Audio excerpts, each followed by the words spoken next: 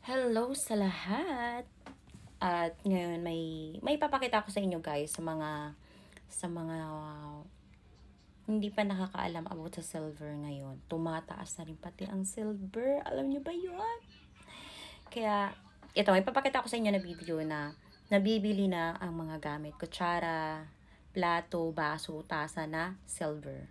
Alaki, promise, alaki ng halaga, especially mga OFW na nandito sa Kuwait, na may mga amo na nagtatapon ng mga gamit. I-check nyo yung mga gamit ng amo nyo, baka may silver dyan, tago nyo, iuwi nyo sa Pinas, mas maganda pa, di ba? Alaki ng halaga, panoorin nyo to.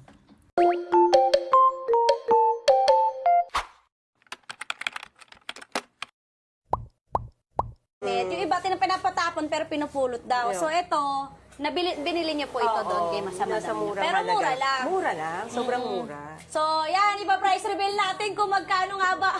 Ang laki. 3 pa lang ang bigat na. Tapos meron siyang dito dala rin mga ito, kutsara tinidor na mga sterling. Diyos ko, napakaaga. Ayan, ito may mga tatak din niya na sterling. Ayan, pakita ko na lang din sa inyo. Ayan, yung mga tatak niya. So, ayan na. Kung ka pa rin na-reject eh. Oo. Makapal doon si Madam. Ang liit na kutsara. Kunin mo na. Excited. Ito, yung binenta ni Madam na malaking tray na galing pa sa France. At eto na, ipa-price reveal na natin. Hindi ko na kayo paghintayin. So, tumataginting na 467,400. Okay? Silver lang yun, guys, ha?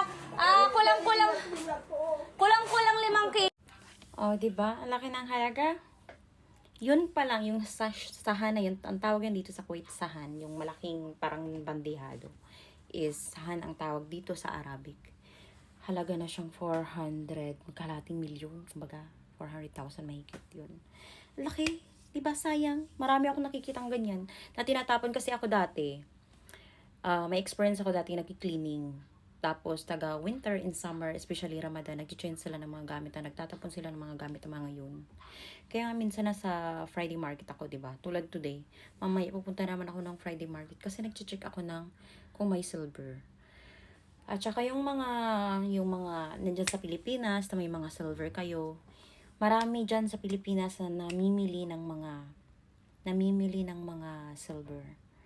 At sayang, benta nyo habang mataas pa ang presyo ng silver ngayon. At yung mga nandito naman sa Kuwait, especially yung mga nasa bahay, kung may mga amo kayong tinatapon nila yung mga gamit ng amo nyo, so bakit, why not, check nyo, baka mali mo silver. Kung hindi nyo alam kung paano i-check ang silver, pwede nyo padala nyo dito sa akin, kaya ako mag-check. At ipakita ko sa inyo if may time, kasi ngayon may lakad pa ako, siguro bukas, kasi aalis ako ngayon, maghahanap din ako. Kasi meron akong kikitain na sabi daw may mga silver doon, so i-check ko if bukas mag-tasting acid silver ako bukas. Kaya guys, why not? Ang laki ng halaga noon, magka-500,000, why not? Subukan nyo rin. Hindi lang siya ang bumibili pala, at marami yan sila na naka-follow ako, I think so 4. May 3 lalaki pang namimili. Ang isa nasa Cavite, ang isa nasa Minondo ba yun?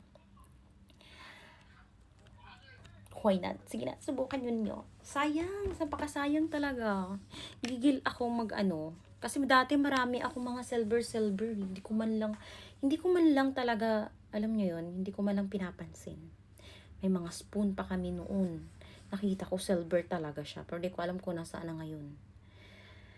At ayun na nga, ito lang ang aking share, kasi nga alam kong hindi pa lahat na nakakaalam about sa silver ngayon. Kasi tulad kahapon, kausap ko kasi kahapon yung kapatid ko, hindi niya alam about yan sa silver na yan. Tapos yung friends ko rin today, nabanggit ko lang sa kanya, hindi niya rin alam. So kaya share ko lang kasi sayang opportunity habang tumataas pa yung silver, guys. Okay, ito lang guys. Bye!